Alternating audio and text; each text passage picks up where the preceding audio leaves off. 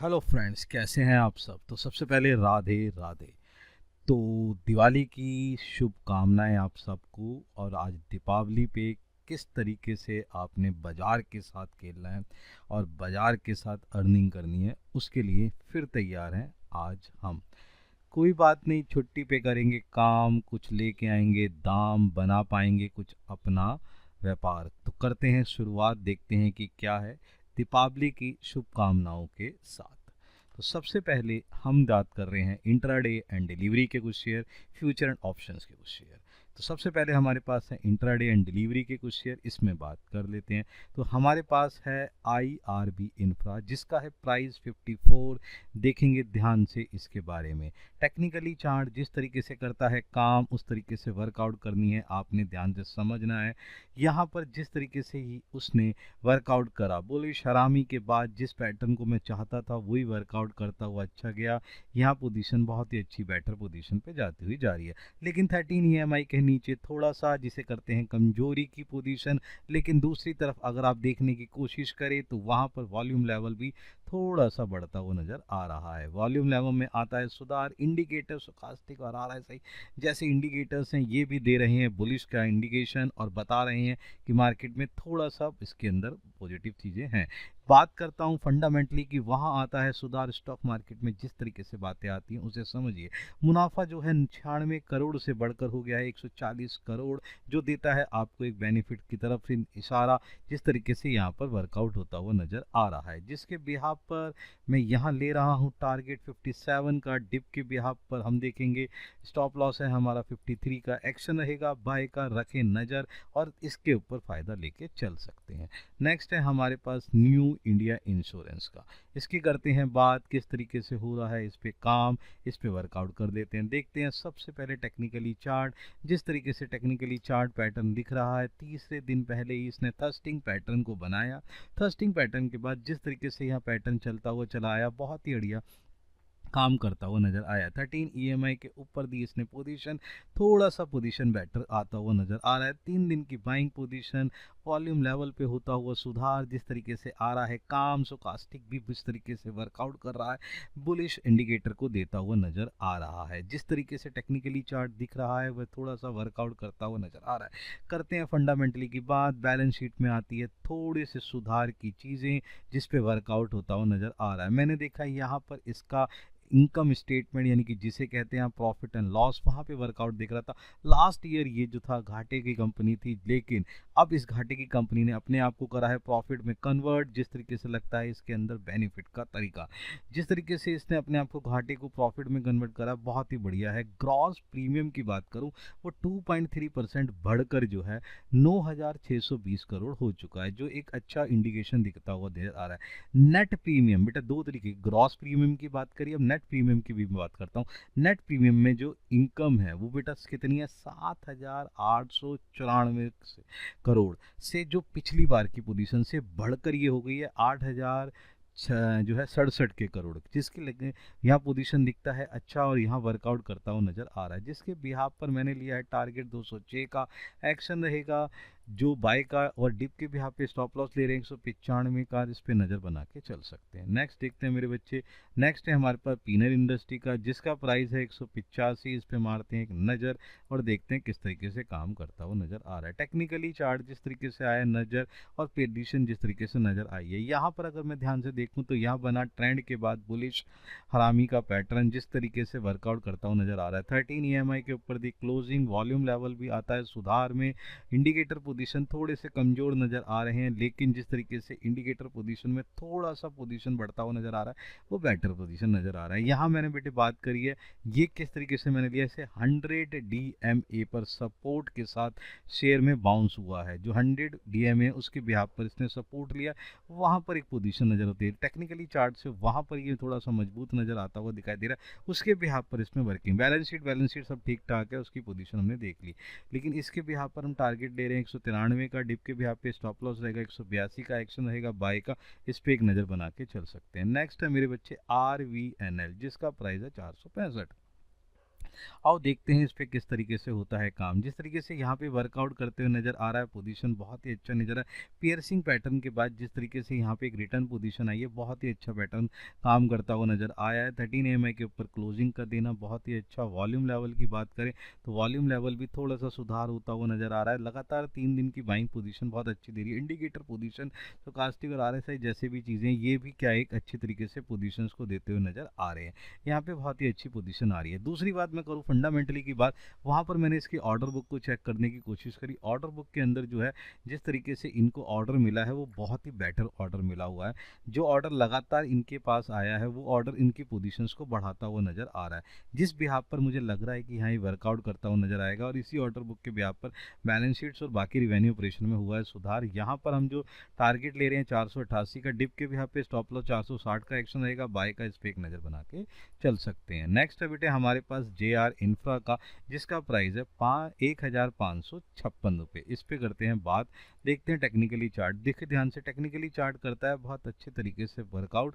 और जिस तरीके से यहाँ पे पोजीशन निकलती आ रही है पियर्सिंग पैटर्न के बाद, जिस तरीके से इसने एक गैप अप पोजीशन के बाद अपनी पोजीशन को सुधार करा, बहुत ही बेटर पोजीशन है।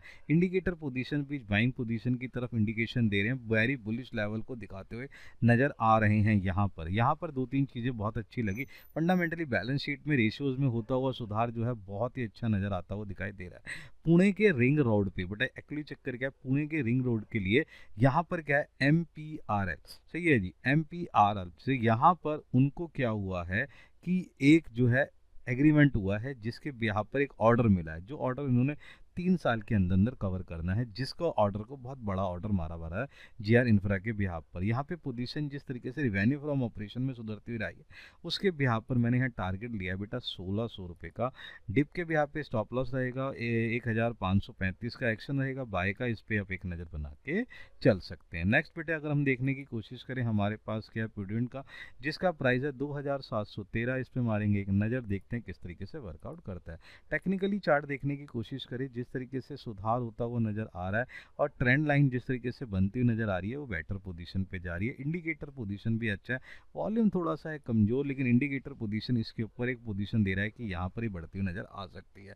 यहाँ पर मैं करूँ मैं फंडामेंटली की बात, तो वहाँ मुनाफा जो है 30 करोड़ से बढ़कर क्या हो गया, 52 करोड़ हो गया, जिसके बिहाफ पे कैश फ्लो स्टेटमेंट में सुधार आ गया और वैल्यूएशन बढ़ते हुए नज़र आए हैं। जिसके बिहाफ पर यहाँ पर मैंने जो टारगेट रखा है वो रखा है 2840 का। डिप पे बिहाफ पे स्टॉप लॉस रहेगा 2695 का। एक्शन बाय का रहेगा। इस पे एक नज़र बना के चल सकते हैं। नेक्स्ट है हमारे पास DCM श्रीराम, इसका प्राइस है 1045। इस पे करते हैं एक नज़र और देखते हैं किस तरीके से करता है काम। यहाँ पर अगर हम ध्यान से देखें तो टेक्निकली चार्ट जिस तरीके से वर्कआउट करता हुआ, 2 डोजी कैंडल्स के बाद जिस तरीके से इसके अंदर सुधार आएगी, डोजी कैंडल्स ही दे रही थी इंडिकेशन की यहाँ सुधार आ सकता है, क्योंकि एक ज़बरदस्त तरीके का डिक्लाइन था। उसके बाद जो पोजीशन आई वो बेटर पोजीशन आई। 13 EMI में होता हुआ सुधार और इंडिकेटर पोजीशन भी जिस तरीके से बाइंग की तरफ दिखा रहे हैं वो बेटर पोजीशन को दिखा रहे हैं। वॉल्यूम लेवल में जिस तरीके का सुधार दिख रहा था वो अभी थोड़ा कमज़ोर नज़र आ रहा है। बट एक्चुअली चक्कर क्या है कि टेक्निकली कैंडल चार्ट जो है वो एक अच्छी पोजीशंस को दिखाते हुए नज़र आ रहे हैं। यहाँ पर भी बहुत ही अच्छी पोजीशन नज़र आती है। दूसरी तरफ करें फंडामेंटली की बात, वहाँ पर जो है रिवेन्यू एंड ऑपरेशंस के अंदर बहुत सारी चीज़ें मैंने देखी। वहाँ पर क्या है कि मुनाफा 32 करोड़ से बढ़कर 63 करोड़ हुआ है, जिससे कि प्रॉफिट के अंदर प्रॉफिट शेयरिंग रेशियोज भी जो बढ़ती हुई नज़र आ रही है, जिसके बिहाफ पे और रेशियोज में होता है सुधार। जहाँ पर मैं इसका टारगेट इसलिए ले रहा हूँ 1082 का। डिप के बिहाफ पे स्टॉप लॉस रहेगा 1030 का। एक्शन रहेगा बाय का। इस पे एक नज़र बना के चल सकते हैं। नेक्स्ट है बेटा हमारी कैटेगरी फ्यूचर एंड ऑप्शन की कैटेगरी, जिसे आप इंट्राडे एंड डिलीवरी में यूज़ कर सकते हैं।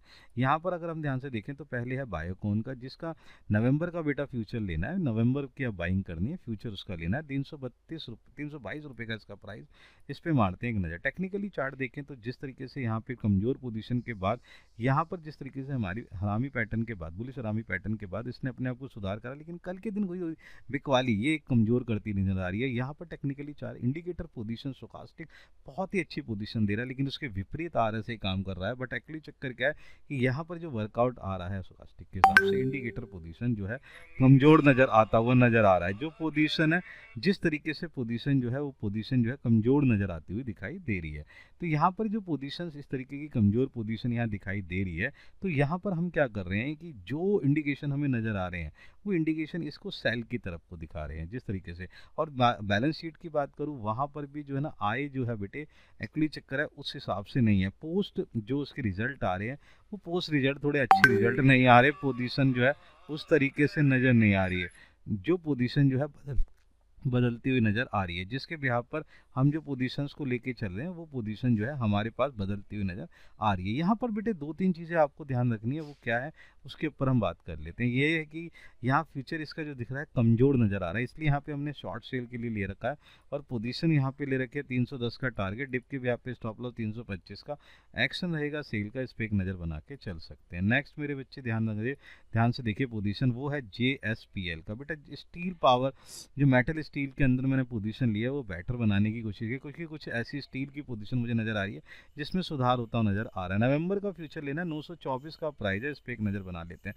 देखते हैं टेक्निकली चार्ट, जिस तरीके से टेक्निकली चार्ट है वो क्या है कंसोलिडेट पोजीशन और 13 EMI और बाकी पोजीशंस के हिसाब से जो है थोड़ा सा मजबूत नज़र आता हुआ दिखाई दे रहा है, जिसके बिहाफ पे हम इसे मजबूती करा रहे हैं। बेटा एक चीज़ मैंने देखी वर्कआउट करते हुए कि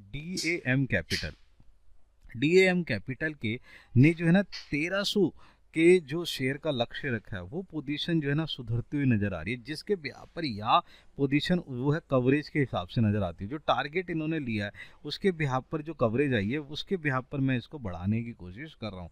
यानी कि यहाँ पर क्या है कि DM कैपिटल के हिसाब से देखें तो जो लक्ष्य था वो 1200 जो 55 के हिसाब से था वो 1300 और 1300 के ऊपर आते हुए नज़र आ रहा है, जिसके बिहाफ पर यहाँ सुधार होता हुआ नज़र आ सकता है। इसलिए मैं यहाँ पर जो है टारगेट ले रहा हूँ बेटा थोड़ा सा बड़ा 944 का, डिस्क के बिहाफ पे स्टॉप लॉस 910 का, एक्शन रहेगा बाय का, इस पे आप एक नज़र बना के चल सकते हैं।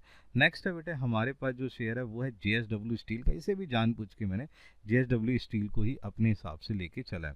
यहाँ पर दो तीन चीज़ें और हैं, वो क्या पोजीशन है मैं आपको बताने की कोशिश करूँ। यहाँ पे आपने नवंबर लेना है, नवंबर का स्ट्राइक प्राइस लेके चलना है। नवंबर के स्ट्राइक प्राइस के अंदर कॉल लेके चलनी है 960 की, जिसका पोजीशन है टारगेट रहेगा 42 रुपये का। इस पर मैं एक नज़र बना के देखता हूँ बेटा देखो ध्यान से। इस पर भी ना वही चीज़ मैंने देखी कि जो DM है उसके बिहाफ पर जो वर्कआउट हो रहा है वो वर्कआउट बेटर करता हुआ नज़र आ रहा है, वहीं पर ही पोजीशन बदलती हुई नज़र आ रही है। वही चीज़ यहाँ पे भी चीज़ों को लेके सुधार कर रहा है, जिसका जो है उनका अपना लक्ष्य बना लेना यहाँ पोजीशन को बढ़ाता हुआ नज़र आ रहा है। इसलिए यहाँ टारगेट 42 का लिया है बेटा, स्टॉप लॉस ले रहा हूँ मैं बेटा 33 का, एक्शन रहेगा बाय का, कॉल लेके चलना। स्ट्राइक प्राइस 960 का नवंबर का ध्यान रखना बेटा, ठीक है, उसके भी आप पे अपने बाइंग करनी है। नेक्स्ट है बेटे हमारे पास जो है वो है विप्रो का नवंबर लेके चलना है 565 का स्ट्राइक प्राइस, कॉल लेके चलनी है 21 रुपये 60 पैसे पे मिल जाएगा, 33 रुपये का टारगेट है। इसके ऊपर भी पोजीशंस बात कर लेते हैं। सबसे पहले देखते हैं टेक्निकल चार्ट, जिस तरीके से टेक्निकली चार्ट में हुई किस तरीके से सुधार नज़र आ रहा है, जो वर्कआउट करता हुआ नज़र आ रहा है, बहुत ही बेटर पोजीशन है बेटे। जिस तरीके से अपनी पोजीशन लिया 39 के ऊपर, इंडिकेटर पोजीशन भी बहुत वेरी बुलिश है और सही है ना, जो दिखा रहे हैं वो बहुत ही बेटर पोजीशन को दिखाते रहे। माइक्रोसॉफ्ट और सैप के साथ जो इनका एग्रीमेंट हुआ है वो वाटर पोजीशन को दिखा रहा है, जो लगता है कि एक अच्छा वर्कआउट करता हूँ नजर आएगा। टारगेट 33 का बेटे, स्टॉप लॉस ले रहे 15 का, एक्शन रहेगा बाय का, इस पर एक नज़र बना से चल सकते हैं। ये है कुछ ऐसे शेयर जिस पे करते हैं आप काम तो आपको बेनिफिट मिलता हुआ नजर आ सकता है। देन दिवाली की शुभकामनाओं के साथ करें अच्छे से काम, ट्रेड करें केयरफुली, धीरे धीरे अपना आराम से वर्कआउट करते रहें और बेनिफिट उठाते हुए चलते रहें। तो दिवाली की शुभकामनाएं, धन आप पे बरसे, जिस तरीके से वर्कआउट हो रहा है वो भी आपके साथ मिला रहे। धन मिलते हैं हम अपनी नेक्स्ट सीरीज के अंदर। Good bye.